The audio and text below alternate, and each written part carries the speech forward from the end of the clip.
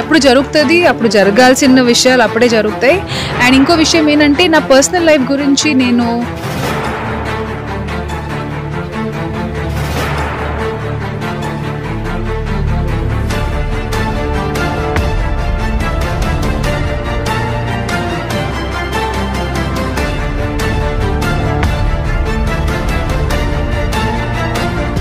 నమస్తే folks, welcome to my channel. Folks, బాణాన్ని వెనక్కి లాగి సంధిస్తేనే ముందుకు దూసుకుపోతుంది. లైఫ్ లో కూడా కష్టాలు వెనక్కి లాగుతున్నాయంటే ముందుకు దూసుకుపోయే సమయం ఆసన్నమైందని గ్రహించండి. అసలు నేను ఈ మాట చెప్పడానికి గల కారణం రష్మి విషయమే. జబర్దస్త్ యాంకర్ రష్మి గురించి ప్రత్యేకంగా చెప్పాల్సిన అవసరం లేదు. ఈమె కంటిన్యూస్ గా షోస్ చేసుకుంటూ అప్పుడప్పుడు సినిమాల్లో కూడా యాక్ట్ చేస్తూ జనాల్ని ఎంటర్టైన్ చేస్తూ ఉంటుంది. అయితే ఈ మధ్యన తరచూ రష్మి అనారోగ్య పాలవుతుంది. ఇక హిమోగ్లోబిన్ నార్మల్ గా 12.1 నుండి 17.2 మధ్యలో ఉండాలి. కానీ 43 ఏళ్లైన రష్మికి హిమోగ్లోబిన్ లెవెల్స్ 9 కి పడిపోవడం, రక్తస్రావం కూడా ఎక్కువై కడుపు నొప్పి కూడా ఎక్కువగా రావడంతో ఇందుకు ఏ డాక్టర్ ని కన్సల్ట్ అవ్వాలో తెలియక కొన్నాళ్లు మేనేజ్ చేసిన రోజు రోజుకి తన ఆరోగ్యం క్షీణించడంతో పాటు అక్కడికక్కడే కళ్ళు తిరిగి కింద పడిపోవడంతో తన కుటుంబ సభ్యులు రష్మిని హాస్పిటల్లో చేర్పించగా డాక్టర్లు సర్జరీ చేయాలని సలహా ఇవ్వడంతో అందుకు రష్మి 2 సర్జరీలను చేయించుకొని కొంత కుదుట పడింది. అయితే సర్జరీ అయిన కొన్ని రోజులకే మళ్లీ యాంకరింగ్ లోకి తిరిగి వచ్చిన రష్మి తను యాక్టివ్ గా ఉండలేక ఆరోగ్యం కూడా సహకరించకపోవడంతో సోషల్ మీడియాకి తన యాంకరింగ్ కి కొన్నాళ్లు గుడ్ బై చెప్తున్నట్లు తెలుస్తుంది. ఇక ఈ విషయంపై ఈమె సోషల్ మీడియాలో ఒక పోస్ట్ వేస్తూ తను గత కొంతకాలంగా కెరియర్ తో పాటు పర్సనల్ లైఫ్ లో తీవ్ర ఇబ్బందుల్ని ఎదుర్కొంటుందని, సోషల్ మీడియా మరియు వర్క్ ప్రెషర్ తనపై తీవ్ర ప్రభావం చూపుతున్న కారణంగా బ్రేక్ తీసుకుని మళ్లీ కొన్నాళ్ళయ్యాక స్ట్రాంగ్ గా తిరిగి వస్తానని చెప్పడంతో రష్మి అభిమానులు తన హెల్త్ గురించి ఆందోళన చెందుతున్నారు. నిజంగానే 43 ఏళ్లైన రష్మి ఇంకా అతని వల్లే పెళ్లి చేసుకోవట్లేదా? సుధీర్కి రష్మికి ఉన్న సంబంధం ఏంటి? రష్మి త్వరలోనే పెళ్లి పీటలెక్కబోతుందా?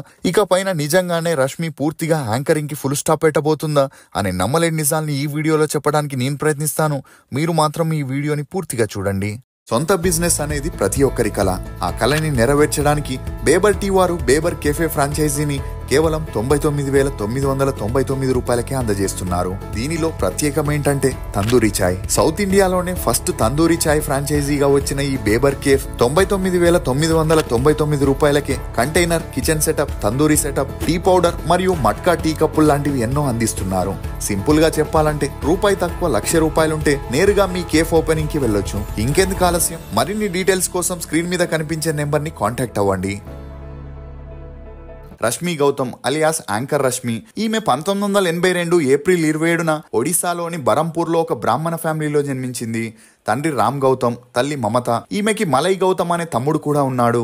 ఇక ఈమె తండ్రి మధ్యప్రదేశ్లో ఒక ప్రైవేట్ కంపెనీలో జాబ్ చేస్తే తల్లి హౌస్ వైఫ్గా ఉండేది. ఇదిలా ఉంటే రష్మి చిన్న వయసులోనే తల్లిదండ్రులు కొన్ని కారణాల వల్ల విడాకులు తీసుకొని విడిపోవడంతో రష్మికి తండ్రి లేని లోటు మిగిలిపోయింది. అలా ఈమె తండ్రి రెండో పెళ్లి చేసుకుంటే తన తల్లి పిల్లల్ని తీసుకొని వైజాగ్లో ఉన్న తన పుట్టింటికి వచ్చేసింది. ఇక రష్మి తన స్కూలింగ్ని వైజాగ్లోని CBSE స్కూల్లో చదివింది. చదువుల్లో చురుగ్గా ఉన్నప్పటికీ రష్మికి తెలుగు మాట్లాడడం, చదవడం రాకపోవడంతో తన తాతయ్య, అమ్మమ్మ సహాయంతో నేర్చుకుంది.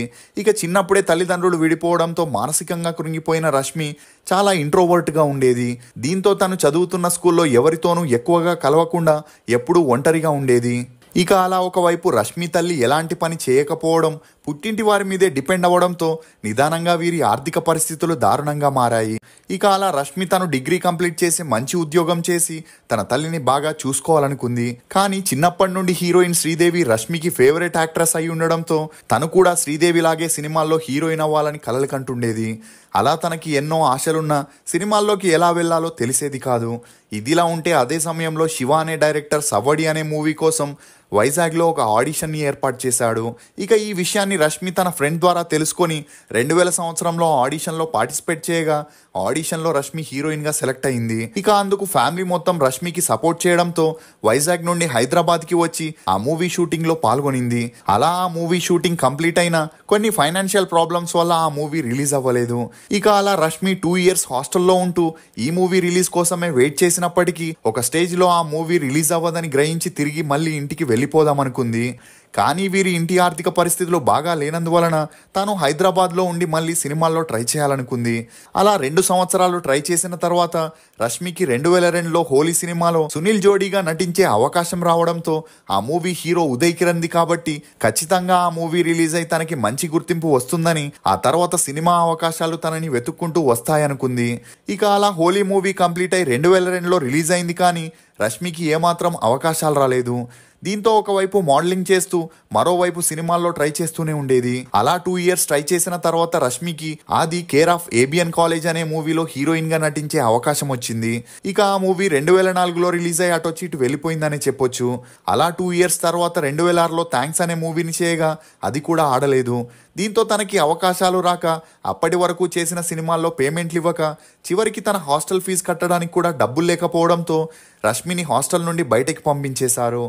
అలా తనకి సినిమా ఇండస్ట్రీలో పరిచయమైన ఒక ఫ్రెండ్తో రూమ్ షేర్ చేసుకుంటూ ఉండేది. దీంతో ఇలా ఉంటే అవ్వదని పార్ట్ టైం జాబ్ చేస్తూ సినిమాల్లో ట్రై చేయాలని డిసైడ్ అయింది. ఇక అలా ఒకవైపు సీరియల్లో చిన్నా చితక పాత్రల్లో యాక్ట్ చేస్తూ మరోవైపు జాబ్ కోసం ట్రై చేసిన ఎక్కడా కూడా ఈమెకి జాబ్ దొరకలేదు. ఇక సీరియల్స్లో చేయగా వచ్చిన డబ్బులు సరిపోకపోవడంతో ఈమె పరిస్థితి రోజు రోజుకి దారుణంగా మారుతూ వచ్చింది. దీంతో వేరే దారి లేక తిరిగి ఇంటికి వెళ్ళిపోదామనుకునే సమయంలో రష్మికి కరెంట్ అనే మూవీలో ఒక పాత్ర చేసే అవకాశం వచ్చింది. అలా చివరిగా ఈ మూవీతో తన లక్ని పరీక్షించుకోవాలని ఆ మూవీ షూటింగ్లో పాల్గొనగా అక్కడ తనకి ఏర్పడిన కాంటాక్ట్స్తో వెల్డన్ అబ్బా అనే ఒక హిందీ మూవీలో చిన్న పాత్ర చేసే ఛాన్స్ వచ్చింది. అలా ఆ తర్వాత గణేష్, బిందాస్, చలాకి, ప్రస్థానం, కన్నడలో గురు అనే మూవీస్ని చేసిన ఇండస్ట్రీలో కొంతవరకు గుర్తింపు వచ్చింది. కానీ ఆ గుర్తింపుతో పెద్ద సినిమాల్లో అవకాశాలు రాలేదు. ఇక అలా రష్మి పడే కష్టాల్ని తెలుసుకున్న తన అమ్మ, తాతయ్య హైదరాబాద్కి వచ్చి రష్మిని మళ్ళీ వైజాగ్కి తీసుకొని వెళ్ళిపోయారు. ఇక అలా తన కెరియర్లో నటన అనే భాగం పూర్తయిందనుకునే సమయంలో మల్లెమాల ప్రొడక్షన్ వారు చేసిన వీరా అనే ప్రోగ్రాం అయిపోవడంతో జబర్దస్త్ అనే కామెడీ షోని చేయాలనుకున్నారు. ఇక అలా ఆ షోకి యాంకర్గా రష్మి, అనసూయ ఇద్దరి పేర్లను ప్రోగ్రామ్ డిజైనర్ ప్రస్తావించగా ఆ ఇద్దరితో ఆడిషన్ తీసుకున్నప్పటికీ అనసూయని యాంకర్గా సెలెక్ట్ చేయడం జరిగింది. దీంతో రష్మి మళ్ళీ వైజాగ్కి వెళ్ళిపోయింది. అలా కొన్ని ఎపిసోడ్స్ జరిగిన తర్వాత అనసూయకి ప్రొడక్షన్ హౌస్కి గొడవలు మొదలయ్యాయి. ఇక అలా అనసూయ ప్లేస్లో రష్మిని తీసుకురావడం, తన అందం, గ్లామర్తో రష్మి కొద్ది రోజుల్లోనే మంచి గుర్తింపు తెచ్చుకుంది. అలా నిదానంగా ఈమె ఆర్థిక పరిస్థితులు కూడా మెరుగుపడ్డాయి. ఇక ఆ తర్వాత ఒకవైపు యాంకర్గా చేస్తూనే మరోవైపు గుంటూరు టాకీస్, రాజుగారి బంగ్లా, అంతం, నెక్స్ట్ నువ్వే, బోలాశంకర్ అని 24 మూవీస్లో నటిస్తూ రష్మి బిజీ అయింది. ఇదిలా ఉంటే రష్మి పర్సనల్ విషయానికి వస్తే 2013లో ప్రారంభమైన జబర్దస్త్ షోలో రష్మి, సుధీర్ల కెమిస్ట్రీ చూసిన వారెవరైనా వీరిద్దరూ ప్రేమలో ఉన్నారని అనుకునేవారు.